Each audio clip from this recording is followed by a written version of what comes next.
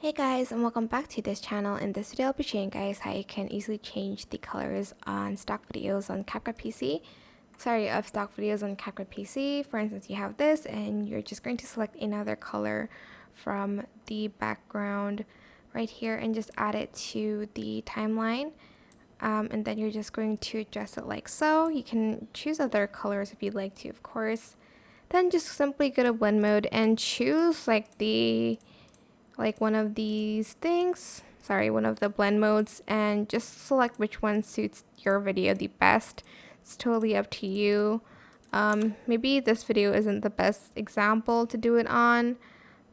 Maybe this picture is a little bit better. As you can see, it creates this different color if I entered a different blend mode. It can also works with this one, as you can see, and that is it. Hope this tutorial was helpful for you guys. Don't forget to like, comment, share, and also subscribe to this channel if you haven't done that already. If you have any questions, just leave it in the comment section down below and I will try my best to answer them all for you guys. And if you found this video helpful, please click the thanks button above the description box down below.